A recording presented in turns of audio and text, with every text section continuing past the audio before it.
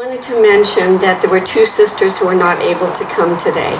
Eileen is the oldest of the 9, and she's in Missouri, and the youngest of the 9, Angela, is in Australia. The rest of us were able to make it and delighted to be here. I wrote a letter to Anne. Dear Anne, it has been so long since we spoke, I thought I ought to write and bring you up to date. Your family, friends, and admirers, of which there are many, are gathered here at the post office to honor you, your work, and to chuckle over memories. The speakers prior to the Keefe family have reported or spoken about your contributions to this community. So let me change the focus to Anne Keefe, our sister. Anne, Easter, Memorial Day, family anniversaries, and your birthday, the 4th of July, have come and gone, but not our memories. All your siblings recall bedtime. All your siblings recall bedtime under Dad's quasi-control. We walked on the ceiling. Yes, long before Anne walked on water, we walked on the ceiling. Most likely with dirty little feet. We then listened to a chapter from Peter Rabbit or a poem from A.A. Milne. We then said our prayers. Each of your siblings has their own special memory. Eileen, the eldest, recalls you as a young child, sitting on the side lawn playing with Mary, having a good time and smiling broadly. Eileen also recalls that same smile as you became an adult, using that same smile to open many doors. Jimmy, the second oldest, laughs out loud, recalling you in Ireland with a tea cozy on your head. Kathy, your sister, and your delightful niece Tessa joined in. 3 Irish women with tea cozies on their heads. Mary, 14 months younger, has memories that pop up every day. The pictures of Anne, Mary, and Michael dressed in at least 14 layers outside to dig dangerous tunnels in the deep snowbanks.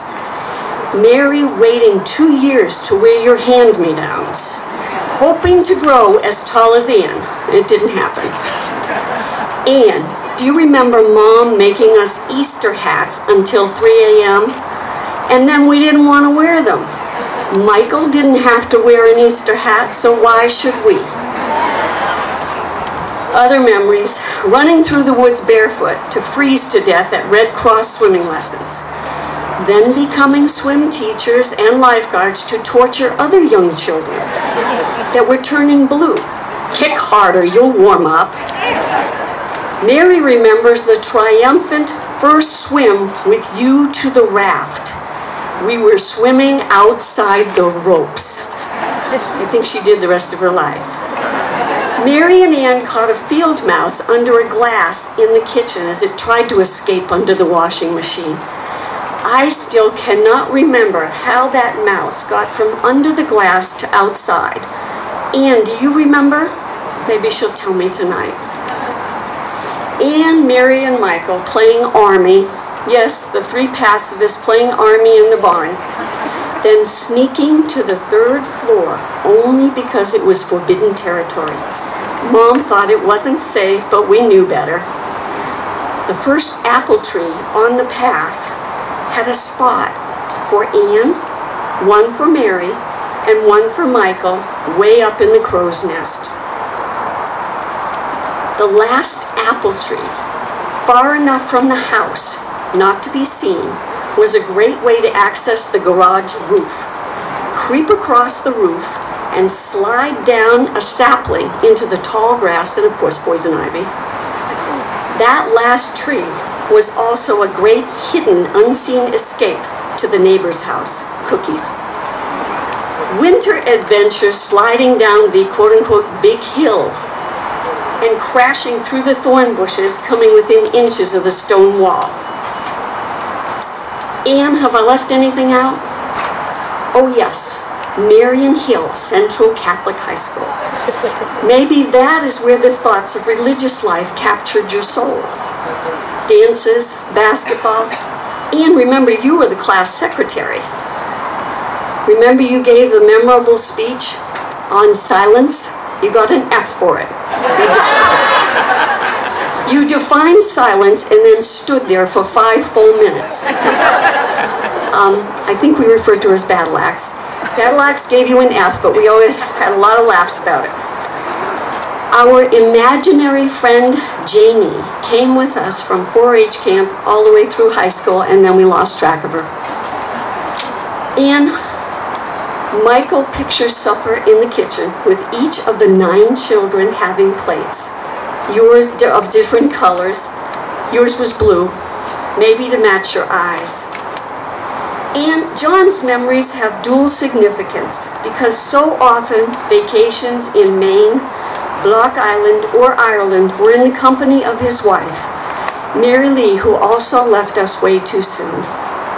John often joined in the raising of the glasses, usually filled with Guinness, and not for long. Down the hatch, order another round. Brian recalls the summer routine of swim lessons, purple lips, shivering little bodies, learning to swim, then the brisk run through the Alaska's woods, trying to dodge mosquitoes and horseflies.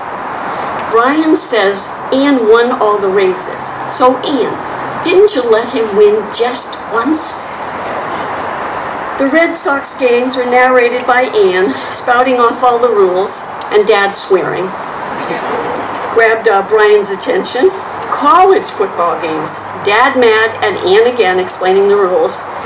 And who got the beers? Maybe Brian did. Brian recalls Anne's first leaving us. She went to the Sisters of St. Joseph, and little did they know what a live wire they had obtained. We supported her, although reluctantly. Sunday pool parties at Mount Marie. Sunday night became the telephone post-game review to discuss triumphs and mistakes made by the Massachusetts teams. Anne and Brian should have been on the coaching team, obviously. Remember Kathy retelling us all the rib-splitting episodes of so many vacations on Block Island or in Ireland. Margaritas to ward off scurvy. And to close the dinner hour, a mood-lifting song from Lily Allen. It became the vacation theme song. And sing it again next time we meet. Angela, the youngest, would like us all to bring Anne back, and we cannot. Angela will hold tight to the Ireland vacation memories, the honeymoon expedition with a number of us to Australia's outback. She tried to push me into the alligators. What a wedding Angela had. Angela's daughter grins, remembering all the packages Anne sent her. Anne, you left for the convent and took half my heart. I didn't think I'd live, but I did. Then you left again, and I'm again not sure I can live without it. Sorry. Now, Anne, we must close. I have to go do my work. And in your memory, along with the memories of Mom and Dad, we will head out to close the gates of the city.